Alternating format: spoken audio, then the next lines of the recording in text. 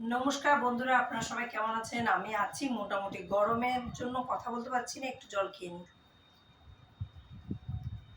জলটা খেয়ে নিলাম। অ্যাকচুয়ালি আমি ভিডিও করার সময় পাই না, কারণ আমার এডিট করার সময় হয় না, সেই জন্য আমি সবসময় শর্ট ভিডিও করি, ব্লগ করতে পারি না। তো আজকে ভাবলাম আপনাদের সঙ্গে শেয়ার করি। দেখুন আমি কত সুন্দর করে সাজুগুজু করেছি, বলুন আমাকে কেমন লাগছে। তো সাজুগুজু করার কারণ হলো 10 মাস পরে আমি একটা নিমন্ত্রণ পেয়েছি, পুরো গোটা 10 মাস।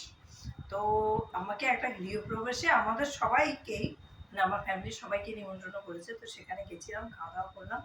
গরমের মধ্যে কোনো ভিডিও করতে পারিনি।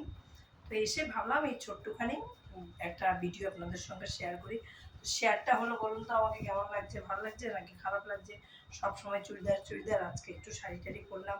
তো কেমন লাগছে আপনারা অবশ্যই কমেন্ট করে জানাবেন। জানি ভালো লাগছে না, তাও নিজেরই একটু নায়িকা নায়িকা মনে হয়, সেটাই ভাবি আর কি।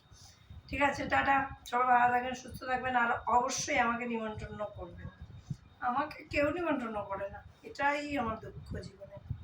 একটু করবে, সাজগোজ করবো, যাবো, তাও আর হয়ে ওঠে না। ঠিক আছে, টাটা।